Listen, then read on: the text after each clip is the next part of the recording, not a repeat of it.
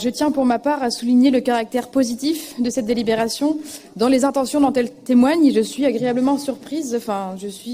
J'ai écouté avec une attention importante l'argumentaire développé par Henri Sabarot pour défendre cette délibération. Alors, deux mots sont importants pour nous dans le titre de cette entente. C'est d'une part entente et puis réchauffement climatique. Ce sont deux mots qui illustrent notre approche des politiques de gestion de l'eau. La première des ressources vitales fragilisées par les dérèglements climatiques. Le bassin Adour-Garonne est particulièrement exposé au changement climatique. Ça a été présenté, je ne vais pas le rappeler en profondeur. Pour autant, le déséquilibre hydrologique actuel déjà important est fortement accentué par le changement climatique, peut-être là-bas, dans ce bassin-là, plus qu'ailleurs. Le déficit devrait porter à 1,2 milliard de mètres cubes en 2050, alors même qu'à cette échéance, le territoire devrait accueillir une population estimée à 1,5 million d'habitants supplémentaires. Et des tensions en eau potable sont déjà sensibles dans ces territoires, à l'instar de ce que l'on peut observer en Charente-Maritime et dans l'ensemble du bassin de Loire-Bretagne. Alors cette délibération apporte pour nous une réponse intelligente au problème. Pourquoi ? Tout d'abord parce qu'elle se fonde sur une étude prospective sérieuse qui éclaire les conséquences à attendre du changement climatique en 2050. Aujourd'hui, avec les constats scientifiques que nous connaissons, il est impensable qu'un projet de gestion de l'eau puisse être envisagé sans ce préalable indispensable. D'autre part, c'est une bonne solution parce qu'elle place comme premier objectif la recherche d'une économie dans nos usages de la ressource en eau, un objectif de sobriété qui doit guider l'ensemble des politiques qui touchent à notre gestion des ressources naturelles au sens large.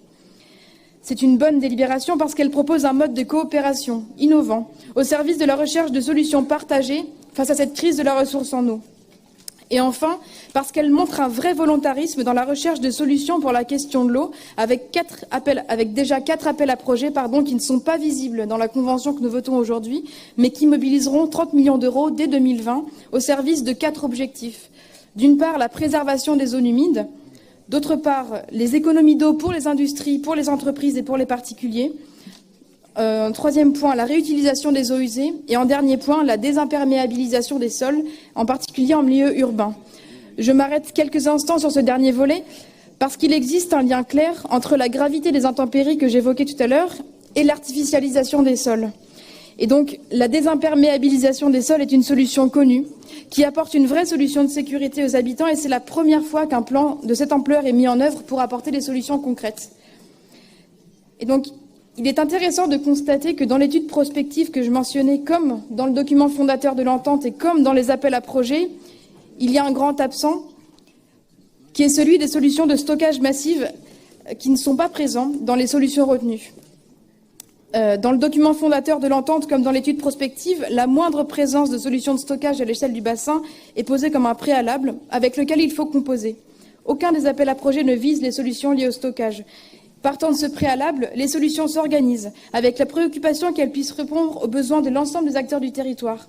Et donc cela nous incite vraiment à rompre avec la fausse bonne idée des retenues d'eau géantes qui, plus au nord de la région, sont souvent brandies comme l'unique mesure pertinente face à l'adaptation du réchauffement climatique. Cette délibération montre que d'autres solutions existent.